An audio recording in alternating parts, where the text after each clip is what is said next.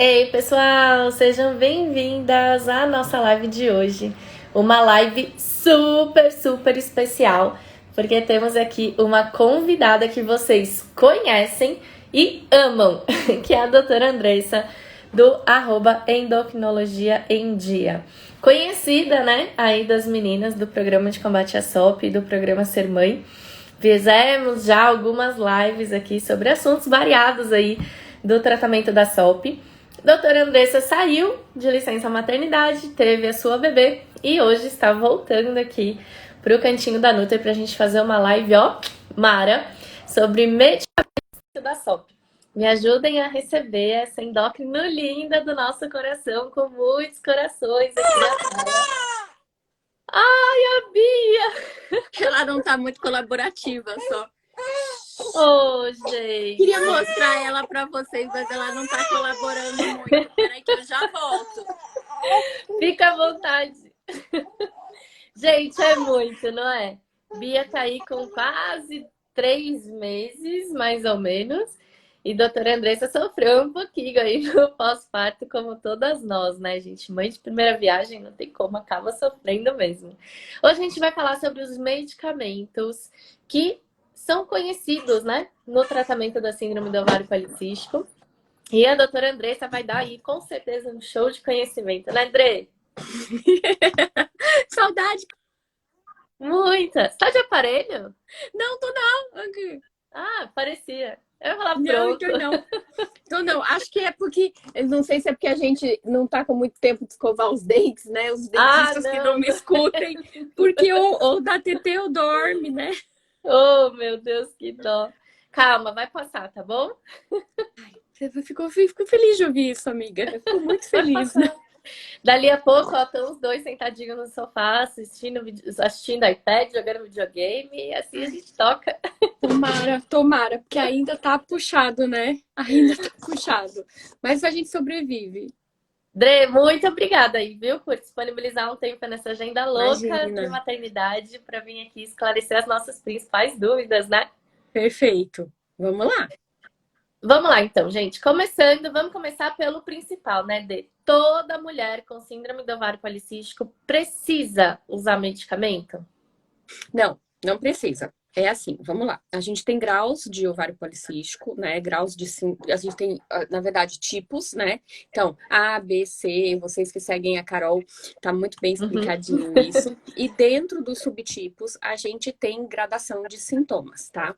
Então, digamos, mesmo que você tenha uma manifestação de pele, se for, por exemplo, uma acne leve, uma oleosidade leve, muitas vezes e na maior parte dos casos, a gente resolve com modificação de hábitos, que é o que a Carol sempre bate na tecla. Eu falo, eu amo a Carol por conta disso, porque ela bate na tecla dos 4 pilares, né?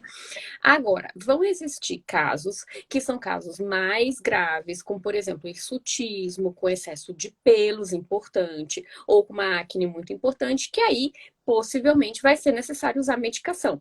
Mas é o que eu falo, cada caso é um caso, e não é obrigatório o uso de medicação sempre. Ah, então olha só, gente, não é porque você tem SOP que você só vai conseguir ter um tratamento, ou que você só vai conseguir controlar os seus sintomas, ou só vai conseguir engravidar se fizer uso de medicação. A gente tem a nossa pirâmide, né, Dre? Lembra? A pirâmide lá Muito do bom. programa de Peraí, combate calma à aí, SOP. Carol. Vai aí, Carol. Peraí, junta aí que eu caí. Calma aí. Deu! Gente, como que é essa pirâmide? Volta aí. Aqui, ó. Muito bom. Deu. Gente, na base da pirâmide, que é o que toda mulher com SOP precisa efetivamente fazer e precisa fazer para sempre. Claro, adoraria vir aqui e falar que a SOP tem cura, mas não tem. Enquanto não tem, a gente vai ter que fazer para sempre.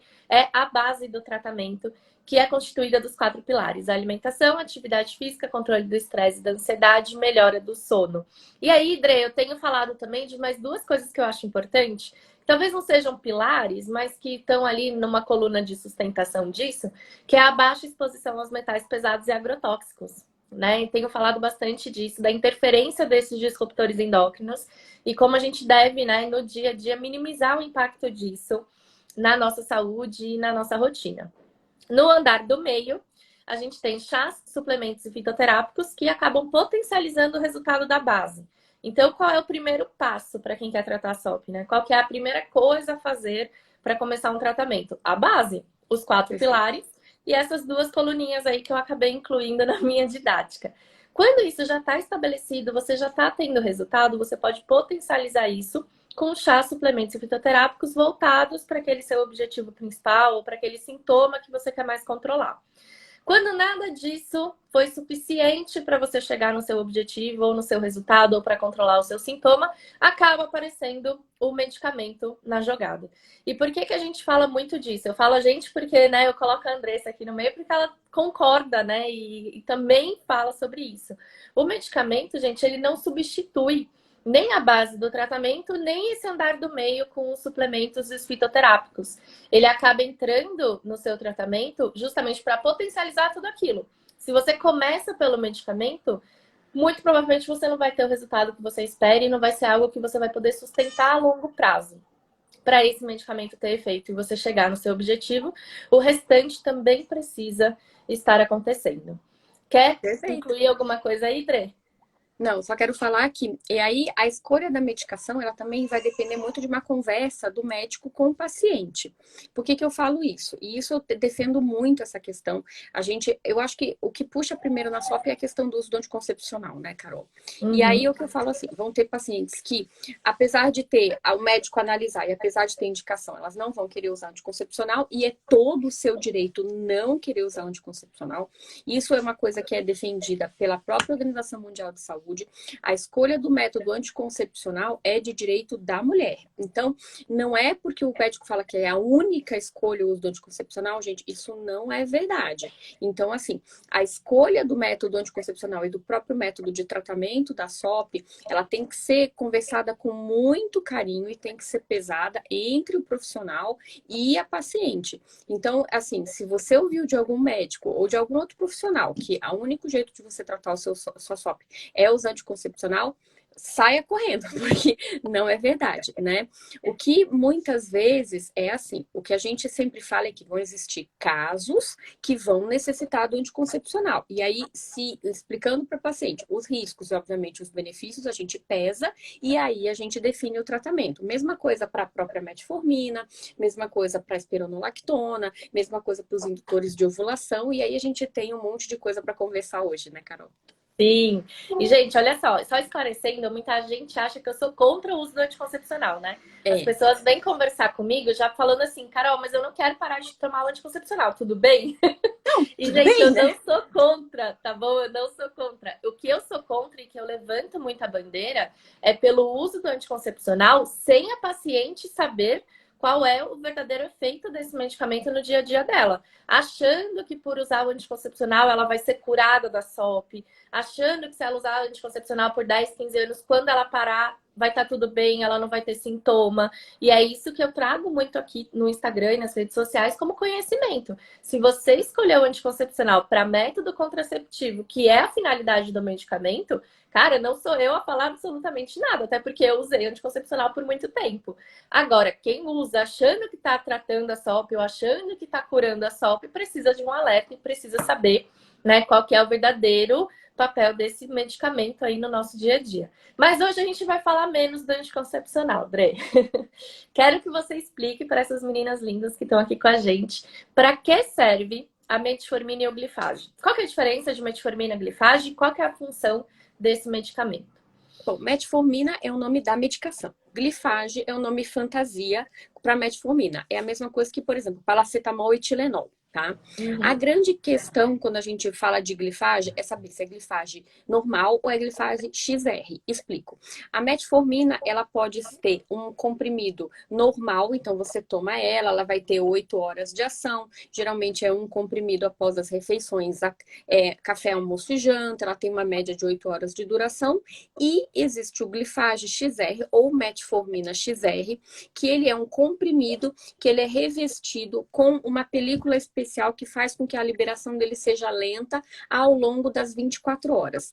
E até às vezes é uma pegadinha, porque às vezes a paciente fala assim, eu tomei o glifage XR, metformina XR e o comprimido saiu inteiro nas fezes, né? Na Uhum. verdade, é o comprimido só, como se fosse A a cápsula, né? casquinha, O a cápsula. revestimento. o revestimento dele que sai, porque a medicação ela passa através desse comprimido especial. Tanto que, por exemplo, pacientes que usam metformina normal, digamos 500 miligramas, 850 miligramas após café, almoço e janta, a gente pode transformar para a glifage XR ou metformina XR de 500 miligramas, três comprimidos de uma vez só tomados depois do jantar, por exemplo. Ele permite que a gente o coloque num canto do dia. Existe a possibilidade também de fazer, por exemplo, glifage XR, 1 grama de manhã, 1 grama à noite. E isso tudo vai depender, primeiro, se a paciente é diabética, se a paciente é pré-diabética, ou se você só ela não tem nem diabetes, nem pré-diabetes e tem só o ovário policístico. Então, por exemplo, se ela tem SOP e diabetes, é uma dose. Se ela tem SOP e pré-diabetes, é outra. E se ela tem só SOP, mas não tem diagnóstico de diabetes, só tem resistência à insulina, que é por isso que a gente vai dar a metformina e o glifage. Nesse caso, a dose é menor. Então, nem toda mulher com SOP deve usar metformina, certo? Perfeito. E aí o que a gente começa a fazer é sempre quando a gente raciocina, a gente tem que raciocinar o seguinte. Primeiro, minha paciente quer engravidar ou não quer engravidar? Ela tem irregularidade menstrual ou ela não tem irregularidade menstrual? Ela tem resistência insulínica ou ela não tem resistência insulínica? E aí a gente vai fazendo toda a divisão. Então vamos lá. Se ela quer engravidar, ela tem irregularidade menstrual e ela tem resistência à insulina, a metformina, glifage XR, como a gente explicou, pode ser utilizado porque ela reduz a resistência insulínica em nível ovariano. E com isso ela tem evidência de que ela melhora o padrão de ovulação. Então é por isso que a gente usaria. Aí vai a minha pergunta para a Carol que está aqui em cima. Carol, fale para as nossas meninas. Metformina trata acne, trata oleosidade? É o principal motivo da gente estar passando uma metformina para essas pacientes? Não, gente. Metformina atua na resistência à insulina. Ela não é um medicamento para SOP no sentido de tratar todos os sinais e sintomas da síndrome. Ela é um medicamento que vai atuar na resistência à insulina. E a gente fala que atua no começo da cascata, porque diminuindo essa resistência à insulina, a gente também tende a conseguir uma diminuição na produção de testosterona, que é um dos andrógenos mais aumentados na mulher com SOP. E aí a consequência disso pode ser, para algumas mulheres, a melhora dos sintomas. Mas não é esse o objetivo do medicamento, né? Exato, a gente tem que lembrar que é o seguinte, e aí eu sempre faço aquele alerta da testosterona em mulher, né?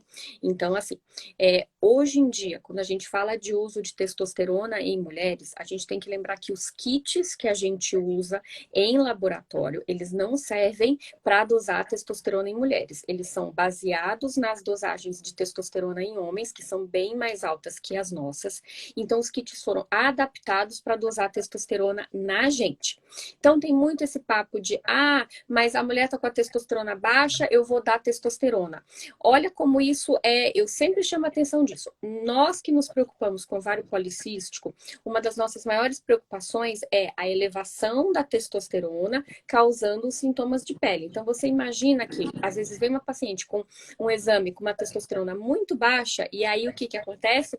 É taxada de, mas você tem uma testosterona baixa e recebe testosterona. Então, olha como a gente se preocupa. A gente está usando metformina para poder reduzir resistência insulínica, para poder reduzir produção de testosterona, para a gente reduzir sintoma da SOP. Calcule usar testosterona para melhorar a libido. Olha como é maluco isso, como é errado, né, Carol? Total. Total. E, gente, uma pergunta que também me fazem muito, que eu acho importante a gente falar aqui, Dre, é sobre a questão do diagnóstico, né, da resistência à insulina. Essa resistência à insulina, ela acontece principalmente no momento que você se alimenta, porque a insulina é um hormônio que a gente produz após as refeições para fazer a absorção e a utilização do carboidrato como fonte de energia. E aí, muitas mulheres vão para o laboratório colher os exames, né, de rotina, ou enfim, lá que o gineco pediu, e colhem glicemia de jejum, insulina de jejum. Esses resultados aparecem normais, aparecem dentro da referência, e aí a mulher acha que ela não tem resistência à insulina, que ela é uma exceção dentre tantas mulheres com SOP que são resistentes à insulina. E, gente, o diagnóstico da resistência à insulina vai muito além do exame em jejum, né, Dre? Explica aí sobre as curvas. O que que acontece? A gente tem alguns jeitos da gente verificar se a paciente tem resistência à insulina, né? O primeiro deles é fazer a avaliação da resistência insulínica em jejum. Então, foi o que a Carol falou, a gente dosa a glicose, dosa a insulina, e aí existe um cálculo de um índice que se chama HOMA-IR, HOMA-IR de Insulin Resistance. Então, é um cálculo que a gente faz, e aí a gente consegue definir se a paciente tem ou não resistência insulínica em jejum. Esses testes, eles são os mais padronizados. Ok, mas qual é a grande preocupação? A gente sabe que em algumas mulheres com ovário policístico, não é nem algumas, é talvez muitas, né? O que que acontece? A gente tem um excesso de produção de insulina logo após ela se alimentar. E aí existe um teste que simula um excesso de glicose para que a gente veja se esse pâncreas produz insulina a mais. Isso se chama curva glicêmica. Então, a curva glicêmica, a paciente vai chegar lá no laboratório e ela vai tomar um líquido bem doce, são 75 ml de água com açúcar, né? Então, assim, na verdade, é um líquido bem doce, ele tem o gosto de limão, gosto de laranja, enfim. E ela vai tomar isso, então, ela coleta o sangue em jejum, toma o líquido bem doce, ele tem 75 gramas de glicose, e aí com isso sobem os níveis de glicose e de insulina. O que a gente consegue avaliar? Não existe um limite de referência ainda estabelecido internacionalmente ou padronizado internacionalmente para você dizer que a paciente tem resistência insulínica. Mas, por exemplo, a gente sabe que se uma paciente tem uma insulina maior que 200, em algum dos períodos da dosagem, isso chama muita atenção para resistência insulínica. Insulinas maiores que 100 também já chamam bastante atenção. E mesmo que você tenha uma insulina um pouco mais baixa, a gente tem que sempre fazer análise com a glicose junto. Então, por exemplo, se ela tem uma glicose de 60, mas ela produziu 80 de insulina, a gente sabe que isso é bastante. Então, por isso que tem que fazer a curva glicêmica. E aí depende de como a gente vai pedir, né, Carol? Se a gente vai pedir com 0 e 120 minutos, se a gente vai pedir com 0, 30, 60, 90 e 120 minutos. Aí Que é o que eu mais gosto. Porque a gente tem mais dados, né, Carol? A gente tem mais dados. Então, assim, o mais importante é a gente ter uma conversa com essa paciente, entender se a gente vai precisar dessa curva glicêmica mais divididinha ou mais encurtada, mas que a gente tenha uma avaliação. E tem mais, né, Carol? A paciente ela pode não ter resistência insulínica sistêmica, ou seja, no organismo todo, e ela ter um ovário por si só com resistência insulínica. Aí, nesse caso, a gente não tem nenhum exame para diagnosticar, mas a gente pode fazer um teste terapêutico com a metformina para tentar regularizar a ovulação dessa paciente. Então, hoje em dia a gente até fala que mais de 94% das mulheres com SOP são resistentes à insulina. Então, é muito mais provável que você tenha resistência à insulina do que você não tenha. E é esse 6% que não tem resistência à insulina no exame teria, então, essa resistência à insulina nos ovários, que agravaria, né? Daria ali o aspecto, né, de ovário micropolicístico. E enquanto a gente estava falando, eu vi algumas meninas comentando, poxa, eu estava feliz porque meu exame deu normal. Gente, resistência à insulina vai aparecer depois da refeição. Se o exame de jejum dá alterado, se a sua glicemia de jejum tá alta, se a sua insulina de jejum tá alta, é porque esse estágio, entre aspas, né, da resistência à insulina já foi faz tempo. Então, você já está agravando o quadro e não teve ainda o diagnóstico de uma situação que, se fosse diagnosticada previamente, poderia ser tratada até de uma forma mais fácil, né, Dê? E tem uma questão, né? É muito importante a gente ver também o perfil da paciente. Então, assim, a gente sabe que pacientes que estão com sobrepeso ou com obesidade têm o maior risco de ter resistência insulínica. Pacientes que são magras, elas têm menos chance de ter resistência insulínica. Então, muitas vezes a gente também pode fazer uma avaliação em duas etapas. A gente pode primeiro pedir insulina e glicemia e depois pedir a curva glicêmica, porque é um exame chato, né, meninas? Vamos concordar que ficar lá no laboratório, ainda mais em época de pandemia, né? A gente fica lá 2 horas sentada, às vezes, dependendo da paciente, eu peço 3, né? Tem curvas glicêmicas até de 5 horas, né? Então, assim, você fazer esse exame que toma muito tempo, é muito chato. Então, às vezes, a gente deixa guardadinho no bolso para progredir a investigação, caso você tenha uma suspeita de resistência insulínica na paciente. E o bom, gente, da metformina é que para quem é muito intolerante, para quem tem muito sintoma, tem muita diarreia, passa muito mal, fica com muita náusea, enfim, por algum motivo não consegue usar a metformina como deveria, a gente tem alguns suplementos que podem atuar também na resistência à insulina e para algumas pessoas até servem como substitutos, né, Dre? Como o inositol, picolinato de cromo, enfim. Tem alguns suplementos que podem ser usados ou junto da metformina ou em substituição para aquelas pessoas que são intolerantes e não conseguem, né, usar o medicamento. Exato, exato. E a Então aí, metformina também pode ser usada na gravidez, né? É um dos únicos medicamentos que a gente tem segurança para usar em gestante. perfeito. A gente usa, quando a gente, por exemplo, tem quadro de diabetes gestacional, mais brando, que não precisa usar insulina, a gente acaba lançando mão da metformina. Às vezes, por exemplo, agora, o que tem, eu vejo muito, por exemplo, assim, a paciente só usava metformina para ovário policístico. Ela tinha uma resistência insulínica muito branda, emagreceu, regularizou a ovulação, engravidou. Ela continua usando metformina? Não. Nesse caso, a gente retira a metformina porque já foi cumprido o objetivo, né? Então, tudo tem que ser muito bem pesado. O que eu sempre falo para as meninas que vão lá no meu consultório com SOP, a maioria é tudo Carol que me manda, né? E aí eu falo assim, olha, tudo depende do objetivo que você tá usando a sua medicação. Questione o seu médico, se você, o seu médico, o seu ginecologista, se você efetivamente, para que você está usando, para qual período tá previsto de você usar, né? Porque não existe, por exemplo, ficar usando metformina forever se você está tentando só engravidar. Então, tem isso que a gente precisa saber, né? Sim. E Dre, apareceu aí uma avalanche de pessoas lá no nosso grupo de tentantes, galera do Ser Mãe que tá aí assistindo, que eu sei, Foi, dizendo. Você viu, foi. né? Eu fiquei perturbada. Dizendo que os médicos, seus respectivos ginecologistas, haviam indicado o uso do cicloprimogina, da cicloprimogina, nem sei se é masculino ou feminino aí o substantivo, Eu para acho que é da tentantes. cicloprimogina. Eu vou até descobrir isso aqui, Carol, quando você fala. Eu acho que é da, né? A cicloprimogina, não sei, enfim. Mas essas meninas lá do nosso programa Ser Mãe vieram com recomendação, e gente, não foi uma, não foram duas, foram muitas, dizendo que estavam em uso do cicloprimogina para engravidar mais fácil. E aí eu peguei uma dessas meninas no particular e falei assim, tá, agora me explica o que exatamente o seu médico falou, porque eu preciso entender esse conceito por trás da medicação.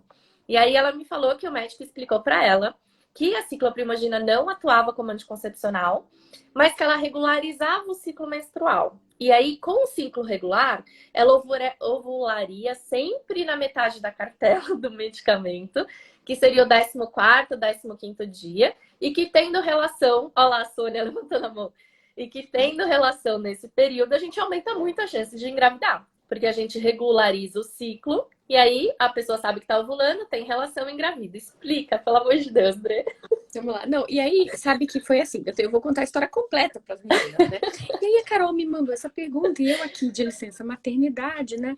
E eu, meu Deus, isso não faz sentido. Aí eu fui perguntar para minha amiga, que é a Carla, da Fertility, que é uma clínica de fertilidade aqui em São Paulo, né? E Carlinha, como assim? Porque para mim não fazia sentido, né? Aí a Carlinha mandou um áudio que eu mandei para Carol. E aí é o seguinte, meninas, vamos lá. Então, cicloprimogina, eu acho que é o cicloprimogina, Carol, pelo que eu estava lendo aqui. Porque ele considera como se fosse uma medicação combinada. Então, é um combinado de. Então, vamos lá, para quem está assistindo. Então, cicloprimogina é uma combinação de estradiol e de progesterona, tá? Então, vamos lá. Toda vez que a gente toma uma medicação, que é um hormônio vindo de fora, o que acontece com o nosso eixo? Então, hipófise e ovários. Ele fica suprimido. Por quê? Porque por que a gente ovula? Porque a gente tem uma liberação de forma pulsátil de dois hormônios, FSH e LH. O pico de LH, ele está associado com a ovulação, mas o FSH, ele tem que ser liberado em impulsos na primeira metade do ciclo, para que a gente recrute folículos, e aí há um pico de LH, e aí com isso ocorra a ovulação. Pois bem, se eu uso uma medicação que é uma medicação que é um hormônio de fora, que a gente chama hormônio exógeno. Ela vai inibir o eixo. O que que acontece? Eu vou diminuir essa produção de LH e de FSH e com isso a minha ovulação ela não vai ocorrer ou ela vai ocorrer de forma prejudicada. E aí eu fiquei sem entender por que será que tá, assim, qual seria a lógica por trás? Porque se uma colega minha, que a gente chama de infertileuta, né? Que é um médico que é especialista em fertilização, concordou comigo. Eu fui estudar, concordei isso, a gente não entendeu, junto com a Carol, por que estariam usando cicloprimogina para poder regular o ciclo. Na verdade, é uma regulação falsa, porque, na verdade, você acaba menstruando porque você para de tomar o cicloprimogina, você faz a pausa e o seu endométrio descama, né? Não é nem uma menstruação, é um sangramento de privação. É o sangramento de privação hormonal. E aí a gente ficou muito na dúvida por que isso aconteceria, né, Carol? Por que estariam prescrevendo? E aí a gente chegou a... Pode falar a conclusão? Pode. Aí chegamos à conclusão, nós três, eu, Andressa, Carlinha, de que o médico que passa cicloprimogina para a mulher engravidar não sabe o que faz. Pois é, porque, gente, tá não ali é possível. Desesperado e não sabe o que fazer e acha que engana, né? Fala, vai sangrar, a pessoa vai achar que tá menstruando, vai ficar tentando e não vai conseguir saber até quando, né? Aí o que eu acho que pode acontecer é que, assim, eu falo que às vezes Papai do Céu é muito bom, né? Então, às vezes acontece que a paciente, às vezes, pode esquecer de tomar algum comprimido, aí acaba mesmo ovulando e aí, consequentemente, acaba engravidando, porque, de forma contrária, eu acho que não faria sentido, né? Então, assim, perguntem para os seus médicos o motivo e, de verdade, discutam com eles se você está usando o cicloprimogina, se é isso mesmo, gente, porque a gente acha que não é, né? Com todo o nosso conhecimento. Não faz sentido nenhum. E falando em quem quer engravidar, Adri, conta pra gente prós e contras do citrato de clomifeno. Então vamos lá. Então, que aí sim é um indutor de ovulação, entenderam, né? Isso, cicloprimogina não é. Não é, cicloprimogina não é. E o que é o citrato de clomifeno? O citrato de clomifeno a gente tem alguns nomes no mercado, Indux, Serofene. Ele é uma medicação que ele age na hipófise, que é a glândula que produz LH e FSH. Ele age inibindo a ligação do estradiol na hipófise. Com isso, a hipófise entende que não tem estradiol e aí ela aumenta o pulso de LH e de FSH. E aí a gente tem que entender que o ovário, ele é uma glândula que tem folículos dentro dela e esse folículo vai se desenvolver e vai virar óvulo e aí esse óvulo vai eclodir, vai lá para trompa, o espermatozoide vai lá e a gente faz neném, tá? Muito bem. Quando a gente aumenta os pulsos de LH e de FSH através de um indutor de ovulação, como o citrato de clomifeno, a gente faz com que esse ovário receba mais estímulo para produzir mais folículos e com isso melhorar a taxa de formação de óvulos, ok? Muito bem. A gente tem uma questão que preocupa muito, é que pacientes que têm ovário policístico e estão acima do peso, elas, ao usarem o citrato de clomifeno, elas correm o risco de ter uma coisa chamada, um fenômeno chamado de hiperestimulação ovariana. Então, é quando eu tenho um ovário que ele vai ficar recheado de óvulos. Andressa, isso é bom? Não, não é bom. Primeiro porque aumenta a chance de gestação múltipla, e gestação múltipla eu não estou falando de gêmeos, eu estou falando de trigêmeos e quadrigêmeos, mas principalmente porque ele pode fazer um quadro de hemorragia desse ovário e um quadro semelhante a um quadro abdominal agudo, como se fosse uma apendicite. Então, isso é muito sério. Por isso que, quando a gente orienta usar citrato de clomifeno, eu sempre falo que tem que fazer ultrassom seriado, então tem que fazer ultrassom transvaginal de forma seriada durante o período de uso e, principalmente, você tem que estar equilibrada do ponto de vista hormonal e das bases de tratamento que a Carol sempre fala, para que a gente tenha um efeito sem os riscos, certo, Carol? Sim, e lembrando, gente, que quando o ovário fica, né, com essa hiperestimulação, ele cresce. Então não é só os óvulos que aparecem ali, né? O ovário mesmo, ele dilata e vai inchando. E para algumas mulheres, isso pode provocar uma situação que a gente chama de torção ovariana, né, André? Verdade. E aí, quando tem essa torção, a gente tem o quê? Interrupção de sangue no órgão. E eu já vi pacientes que tiveram que ir para uma cirurgia de emergência, removeram os ovários, porque eles estavam torcidos e necrosados. Faltou sangue, faltou oxigênio, vai acontecer o quê com aquele tecido? Ele vai morrer, ele vai necrosar. E aí a pessoa tem que fazer a retirada, né, André? E aí não vai engravidar mesmo de forma natural, né? Então tem que tomar muito cuidado. Eu falo, citrato de clomifeno é uma opção, né? Então tem pacientes, por exemplo, que têm ovário policístico muito grave. Então são pacientes que eventualmente vão mesmo precisar usar anticoncepcional por longos períodos e na hora que vai retirar o anticoncepcional, ele vai precisar eventualmente usar um indutor de ovulação. A questão é saber como é que você está para poder utilizar, porque uma coisa é você tirar o anticoncepcional e tá acima do peso, você tá dormindo mal, tá com cortisol, o nível de cortisol alterado, você, enfim, tá com o seu nível de estresse elevado, enfim, tudo errado, e aí você vai usar uma medicação que vai fazer com que o seu ovário seja super estimulado, e aí a gente tem os riscos. Então, eu sempre falo, para usar o citrato de clomifeno, a primeira coisa tem que estar equilibrada, né? E outra coisa que, antes disso, que a gente já fez uma live sobre isso, a gente tem que estar com o diagnóstico correto, porque muitas vezes a paciente é taxada de ovário policístico a vida inteira e ela não é um ovário policístico, ela, por exemplo, uma hiperplasia adrenal. Então, e aí não adianta indutor de ovulação se você tem um diagnóstico que não está muito correto, né? Então, Com tem que saber certinho antes de usar. E outra coisa, gente, é que o citrato de clomifeno ou os indutores, de forma geral, eles não corrigem as alterações hormonais da SOP. Então, se você, por exemplo, está há meses sem menstruar, a gente já pode subentender que existem muitas alterações que precisam ser corrigidas antes do uso do medicamento. Porque senão, mesmo que você ovule, esse bebê pode não implantar, a fecundação pode não acontecer, ou você pode engravidar e depois de poucas semanas vir a perder, sofrer um aborto. Então, para a gravidez acontecer, a gente precisa estar realmente equilibrada, porque não é só o ovular que importa, né? O ovular é o primeiro passo para a gravidez acontecer. Depois disso, várias outras coisas precisam acontecer para a pessoa de fato engravidar, né? Por exemplo, o que preocupa, digamos, se a paciente tem uma endometriose e essa endometriose está maltratada, enfim, acometeu uma trompa, por exemplo, de que adianta eu usar um indutor de ovulação, eu conseguir fecundar um óvulo e aí esse óvulo fazer uma gravidez tubária, né?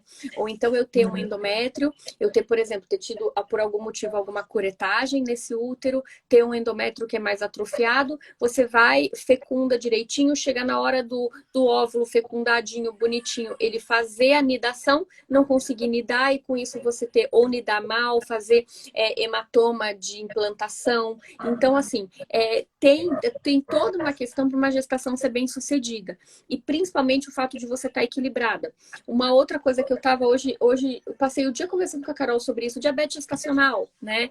Então, assim, se você tá desregulada, mesmo que você use um indutor, mesmo que funcione, que você tem uma gestação, implantou, tô grávida, e você acaba desenvolvendo um diabetes gestacional, por conta de você não estar equilibrada, você aumenta o risco do seu bebê nascer acima do peso, ter problema cardíaco, ter eventualmente óbito fetal, uma coisa que a gente não quer, né? Então, por isso que a gente tem que estar o mais equilibrado possível quando a gente fala em todo esse contexto de tratar o ovário policístico.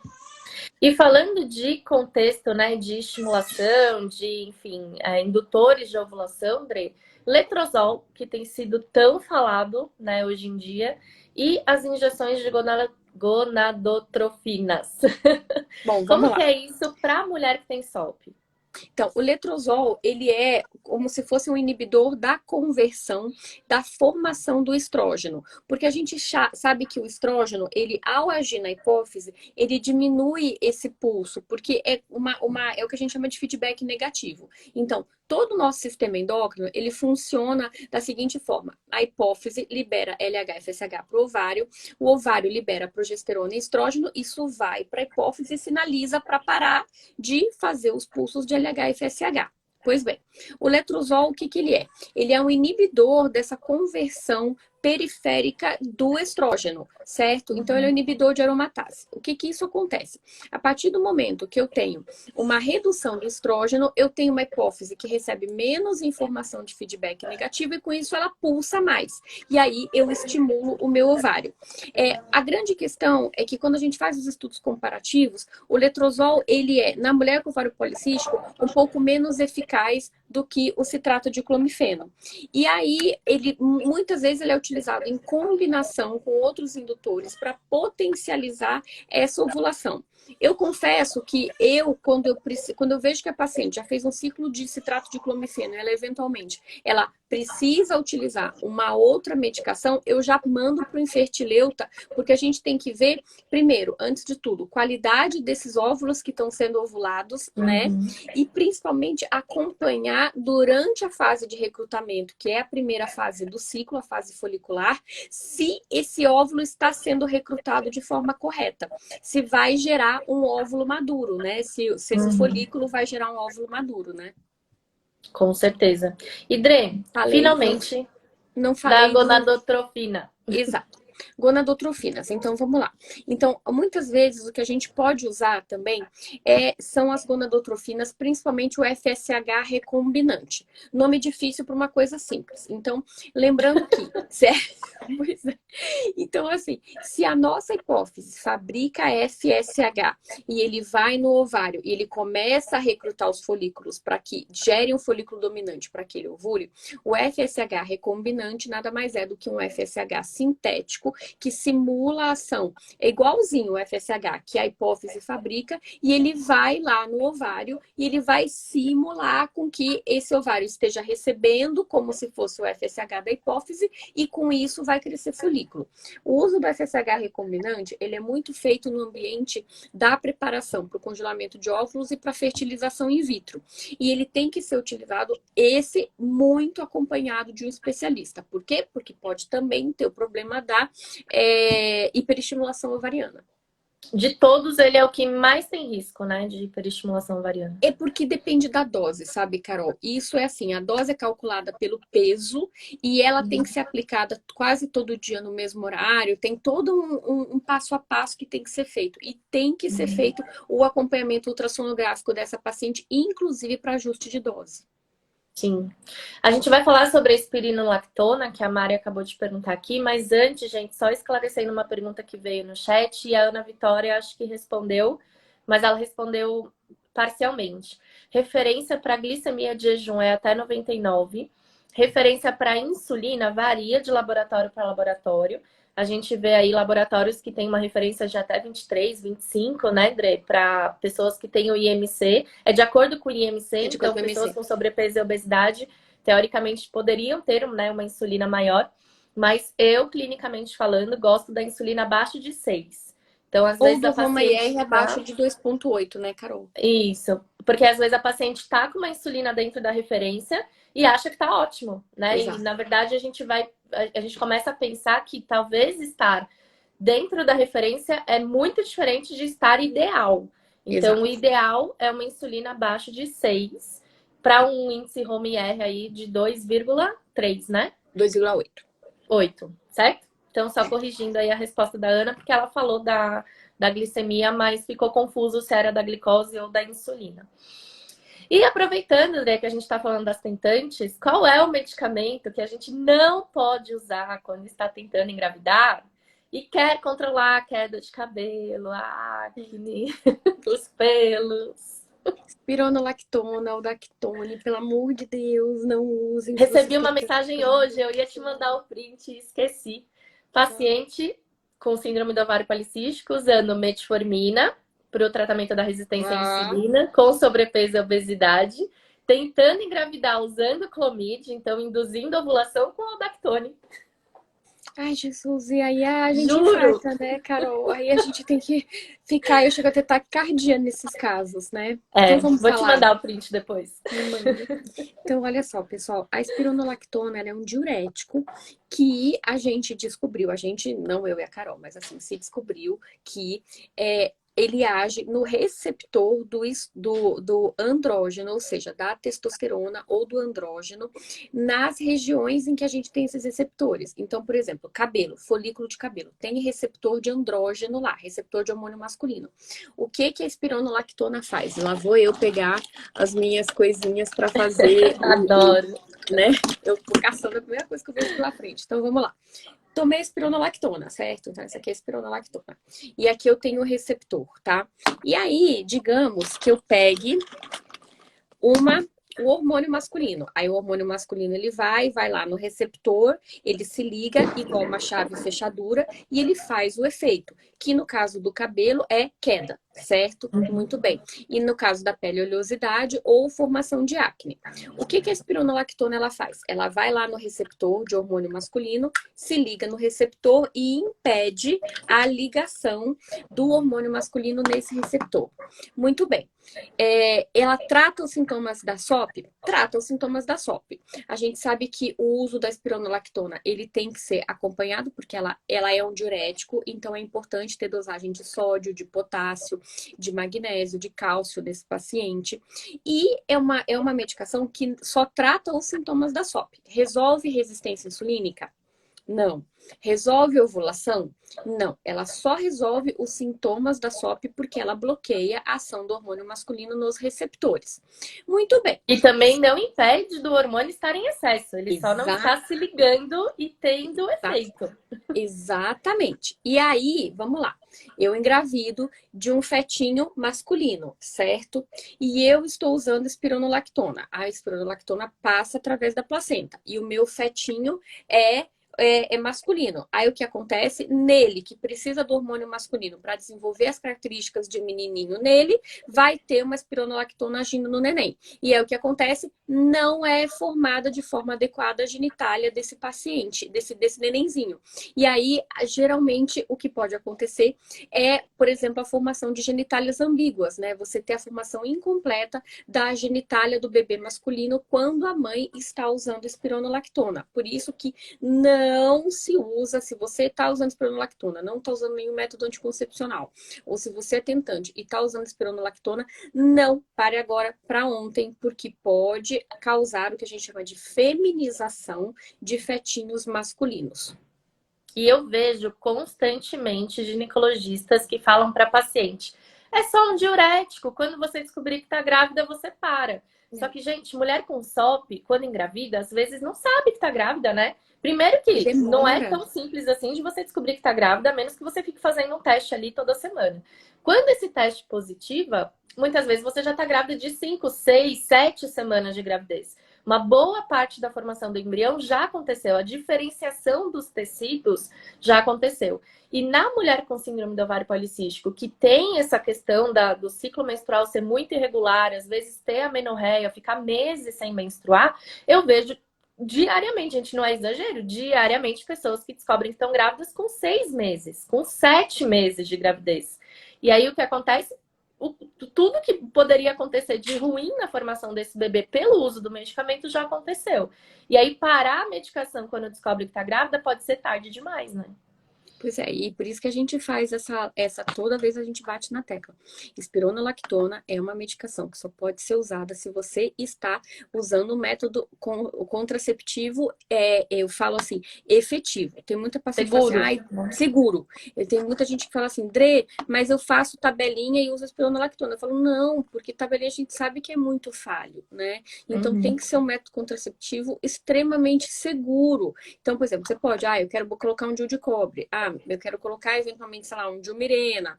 Eu quero eu vi que teve uma seguidora que falou assim: dá para usar Diane espironolactona? Dá. Quando o caso de síndrome do ovário policístico é grave, a paciente tem muita manifestação cutânea, a gente chama de bloqueio duplo. A gente pode usar o anticoncepcional e a espironolactona de forma combinada. É uma opção, mas você sempre tem que estar com a perninha da anticoncepção bem amarradinha, para a gente não correr esse tipo de risco. Quem não tem parceiro, né, não tem relação sexual com parceiro ou usa um método contraceptivo seguro, pode se beneficiar do efeito da espironolactona no sintoma que de repente está incomodando demais. Então eu vejo diariamente, né, Dre? As meninas entram às vezes no programa de combate à SOP e elas têm aquela barba fechada, né? Fechada. Que com alimentação, com tratamento natural, vai demorar muito tempo para melhorar, né? Para a pessoa ter o alívio total do sintoma. E aí a gente pode administrar o uso do medicamento para potencializar, né, para acelerar esse resultado. E aí depois ela mantém só de forma natural. Mas nunca quando a gravidez corre o risco de acontecer por conta dessa questão do bebê, né? Exato, exato. Inclusive, a maior parte das medicações, exceto metformina, elas não são liberadas para tentante, né? Então, isso a gente tem que tomar muito cuidado, né? Tá? Metformina? Nossa, falhou aqui. Não, assim, exceto a metformina, a Ah, maior exceto. parte das medicações, elas não são liberadas para tentante, né? Então a gente tem que tomar muito cuidado, né? Por exemplo, às vezes esse paciente está com alguma medicação para perda de peso, se você é tentante, vai ter que suspender o uso, né? Com certeza. E vamos falar da última classe, então, acho que dos principais medicamentos, que são os injetáveis, né? Ozempic, Perfeito, Victoza e Saxenda. Como é que perfeito. funciona isso? Então, vamos lá. Então, o que que a gente tem? Não são essas medicações que são os injetáveis, que é uma classe de medicação que a gente chama de análogos de GLP-1, porque eles são sintéticos do hormônio da saciedade. São medicações que a gente usa para tratar a resistência insulínica e o ganho de peso do ovário policístico. Elas não são medicações específicas para o ovário policístico. Hoje no Brasil, a gente tem 4 tipos dessas medicações que estão na mesma classe, que são da mesma família. A gente tem o Victoza e o Saxenda, que são o mesmo remédio que se chama liraglutida. A diferença é o detalhe em bula, que eu falo já já. A gente tem o Trulicity e a gente tem o Ozempic. Só falei nomes comerciais. Vamos lá. Victoza e Saxenda se chama liraglutida, são a mesma medicação, só que o Victoza ele tem liberação em bula só para tratamento de diabetes. O Saxenda ele tem liberação em bula para perda de peso. Dre, mas se é o mesmo remédio, por que que tem nomes diferentes? Porque a dosagem é diferente. O Victoza para tratamento de diabetes tipo 2, ele a dose máxima é 1,8 miligramas por dia, aplicação injetável. E o Saxenda, a dose máxima são 3 miligramas, também uma vez ao dia, aplicação injetável. E aí a gente tem a evolução dessa aplicação diária, que é Victoza ou Saxenda, que é o Trulicity, que é uma medicação que se chama dulaglutida, então é da mesma família, aplicação semanal, também só liberada para tratamento de diabetes tipo 2 em bula, e o Ozempic, que se chama semaglutida e é uma medicação que também tem aplicação semanal, é o mais novo do mercado, ele foi lançado em maio do ano passado e ele também só tem liberação em bula para tratamento de diabetes tipo 2. Ah, Andressa, mas eu recebi prescrição dele para perda de peso. Sim, é o que a gente chama de prescrição off-label, ou seja, fora de bula. É quando o paciente conversa com o médico e a gente se apropria de evidências científicas que ainda não estão padronizadas em consensos internacionais, para, através de uma discussão entre o médico e o paciente, definir que essa indicação fora de bula é benéfica porque eu vou ter uma perda de peso e uma melhora da resistência insulínica. Mas eu trouxe as coisas. Quer que eu mostre, Carol? Mostra aí, pode mostrar. Aí que, ó, eu trouxe aqui, quer ver? Vamos lá. A gente tem aqui o Victoza, tá? Que é essa canetinha aqui. Então, aqui, quando a gente compra o Tá, o de Victoza, ponta cabeça. Ah, não, tá ao contrário mesmo. Não, é porque eu acho que é É porque porque como eu reflete. tô. Então, assim, ele tem, quando a gente compra o Victoza, ele tem 2 canetas dessa na caixa. A medicação, ela mora aqui. Aqui a gente tem as dosagens, ó. 0,6, 1,2 e 1,8. Deixa eu pegar um outro aqui do Victoza para mostrar melhor para vocês, ó. 0,6, 1,2 e 1,8. E aí a gente tem aqui, ele vem sem agulha, né? E a gente compra a agulhinha à parte, tá? Eu vou mostrar isso bem breve, porque às vezes o pessoal pergunta o tamanho da agulha, né, Carol? Então Uhum. aqui, quando você coloca aqui, você rosqueia a agulhinha aqui na ponta, tá? Vou mostrar a agulha de 4 milímetros para vocês. Fala injetável sempre assusta, né? Ó, É é bem bem fininha. pequenininha. Ó, é 4 milímetros. Se eu mostrar aqui perto da minha unha, ó, dá pra ver que é bem fininha. E aí a gente tem também o Trulicity, eu não trouxe, mas eu trouxe o Ozempic, ó. Então a gente tem o Ozempic, que a gente tem 2 canetas no mercado. Uma caneta que tem 0,25 e 0,5 e uma caneta que tem 1 miligrama. E aí a que gira, a minha que tá girando é essa aqui de demonstração, ó. 0,25 e 0,5 dosagem semanal, tá? Lembrando que não são medicações específicas para tratamento de SOP, mas elas são utilizadas naquelas pacientes SOP que têm resistência insulínica e que precisam perder peso. Liberado no mercado, a gente tem para perda de peso em obesidade o Saxenda e como indicação off-label, ou seja, de uma conversa entre você e seu médico, existe a possibilidade do uso do Ozempic ou do Trulicity, e aí a gente vai ter que conversar cada uma com o seu médico. E Dre, existem pessoas que usam a associação desses medicamentos análogos de LGP1 com GLP-1. GLP-1 com metformina, né? Perfeito. Por exemplo, pacientes que têm um diabetes muito descompensado, o que normalmente a gente faz? A gente tem um protocolo de combinação de medicações. Aí a gente pode usar, por exemplo, um Victoza junto com a metformina, um Ozempic junto com a metformina, um Trulist junto com a metformina. Isso a gente pode fazer uso dessa combinação para potencializar os efeitos de redução da resistência insulínica. Tem sim, dá para fazer, Carol. E esses medicamentos injetáveis, que são até bem caros, né? Eles não são baratinhos. Eles substituem a dieta, Dressa? Não, então, esse é outro bate-papo. Eu falo, gente, vocês não entendem o quanto que eu converso com a Carol. Acho que a gente só não se fala todo dia porque a gente não mora junto, né, Carol? Mas voltei. É uma coisa impressionante, né? Então, assim, não adianta nada. Qual é a grande vantagem dessa classe de medicações hoje em dia e por que que eu falo que é um grande aliado no tratamento de peso? Porque eles são sintéticos do hormônio da saciedade, certo? Então, o que que eles simulam? Quando a gente come, o nosso intestino libera um hormônio que se chama GLP-1 e o GLP-1 vai no cérebro e dá sensação de saciedade, certo? Só que não adianta nada eu estar usando um hormônio sintético de saciedade se eu estiver errando nas minhas escolhas alimentares. Porque, por exemplo, você pode chegar e você estar saciado e mesmo assim fazer um erro alimentar. E aí você vai estar colocando caloria ruim e com isso você vai ser, eu falo sempre, é contraprodutivo com relação ao tratamento da SOP. Né, Carol? Uhum, Então, certeza. não adianta nada usar medicação se a base da pirâmide não estiver sendo feita. Com certeza. E as meninas estão aqui enlouquecidas nos comentários, Dre, falando que querem nós duas pertinho, sabe? Nós duas juntas, na mesma equipe, Faz no coração, faz mesmo coração. lugar, no mesmo grupo. Olha lá. E, gente, isso acontece no programa de combate à SOP, no programa Ser Mãe e na maratona de combate à SOP. E para quem tá aí alucinada, gente, com essa questão, né, de querer uma consulta, de querer passar com a gente e tal, eu vou abrir inscrições para a maratona de combate à SOP na semana que vem. Não tem link em lugar nenhum ainda, então fiquem de olho no meu perfil, olhem stories, acompanhem aí os próximos passos, né, do Cantinho da Nutri para vocês poderem se inscrever. E a Dre tá fazendo consulta online, né, Dre? Estamos liberadas pelos nossos conselhos por conta da pandemia. Então, mesmo para quem não mora em São Paulo, que é onde a gente mora e atende, vocês conseguem fazer uma consulta com a Dre, né? Conta isso, Dre. Isso é verdade. Então, assim, eu falo que pelo menos para a pandemia ajudou, né? A gente sabe que a pandemia Né? não está legal, mas ela ajudou a gente, porque agora a gente pode dar assistência em consulta online.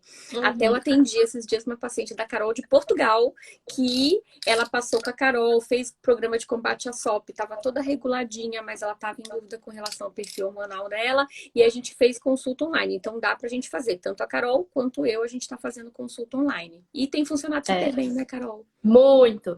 Gente, a minha agenda de consulta para esse ano está praticamente encerrada. Graças Olha a isso, Deus. olha a demanda Meus dessa horários pessoa. estão preenchidos até novembro. A minha equipe está marcando aí pacientes para novembro e dezembro, mas dezembro, né, por ter Natal, Ano Novo, enfim, não sobra muitos dias. Então, eu acabei não falando, mas sim, né? Se você quiser muito uma consulta comigo, você pode mandar mensagem para Margarete, ela vai deixar seu nome e seus contatos lá salvos na lista de Deixa eu espera. dar uma dica. Chora pra Margarete. Chora pra Margarete. Bem, não, que eu vou falar da sua também, viu? Chora pra Dalva, né? Fala, deixa a Dalva louca, né? É, então, Margarete fica biruta.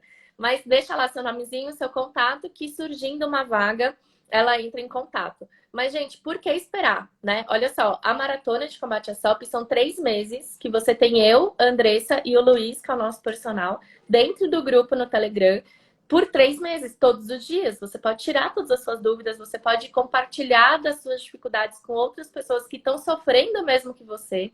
Tem todo o amparo das aulas, né, Dre? A gente tem mais de 100 aulas disponíveis que você pode acessar para sempre e dura 3 meses. Se você começar em agosto, setembro, outubro, você termina o programa e daí faz a consulta. Vai aproveitar muito mais da consulta, a gente vai conseguir aprofundar muito mais na sua dificuldade, analisar muito melhor o seu caso E o seu investimento vai ser com certeza muito mais válido do que você simplesmente marcar uma consulta e aí não conseguir dar continuidade no tratamento, né, André? Eu não sei se com você acontece, mas o que eu tenho visto muito são pessoas que marcam a consulta e acham que com uma consulta a gente vai resolver tudo. Não dá, gente. Consulta é um acompanhamento, né? Você precisa retornar, você precisa ter uma série de consultas para ter resultado. E é por isso que existem os programas para quem não consegue financeiramente arcar com esse tratamento, ou para quem realmente, né, tem um pressa e quer logo começar e não consegue aguardar aí para ter uma consulta. A Jennifer perguntou, Carol, não são 4 meses? 4 meses é o programa de combate à SOP, gente. O programa começou já, tem 2 semanas, 3 semanas. Agora a gente vai abrir a maratona. A maratona são 3 meses, tá? Então essa que é a diferença. Dre, quero te agradecer muito. Ficamos aqui 1 hora. Meu, eu gosto muito de fazer live com você, porque eu faço assim, ó. Não é bom, eu tava aqui olhando. Beatriz já chorou, parou de chorar, deve estar dormindo, não sei nem o que tá se passando. Eu vou lá me situar no que tá se passando. Vai Gente, amamentar. Eu vou amamentar, né? Gente, eu tô à disposição. Quem precisar me chama aqui no Instagram. Ou se precisar de contato do meu consultório, pede pra Carol, pede direto pra mim. Tanto faz, tô super, super à disposição. Carol, você sabe disso, né? Te amo. Com certeza. Também Eu te vou dar amo. beijo assim pra cima. Muito obrigada pela sua disponibilidade. Eu sei que, nossa, né? Período aí de pós-maternidade, né? É tenso. Reservar 1 Tentantes, horinha. durmam. Tentantes que estão assistindo. Olha, se eu puder dar um conselho pra vocês, durmam. Porque Aquele depois conselho que a nasce... tentante odeia, não suporta. Mas quando o bebê nasce, a gente para e pensa, cacete, eu deveria ter escutado. Por que eu não dormi mais? Olha, eu não sei, vou falar pra vocês um negócio. Eu não sei o que é dormir mais de 8 horas seguidas, desde o dia 24 de abril, que foi quando a Beatriz nasceu. Na verdade, eu acho que eu só dormi no máximo 3 horas seguidas desde então. Então, por favor, tentantes, durmam. É Depois isso aí. vocês não vão dormir. E, gente, a Andressa é @endocrinologia em dia. Tá aqui em cima, pra quem quiser. Não segue ela ainda, gente, pelo amor de Deus, né? Clica aí, ó, já vira seguidora. E a gente se encontra lá no programa, então, André. Muito obrigada, viu? Beijo, gente. Beijo. Tô saindo, então. Beijo, beijo, beijo. E, meninas, é isso. Encerramos aqui 1 horinha de live. Deu pra falar bastante coisa. Quem chegou depois, chegou no meio da live, acabou perdendo, né? Um comecinho aí, falamos sobre metformina, glifage, aldactônica, espironolactona, falamos, né, dos injetáveis como a Saxenda, Ozempic, liraglutida.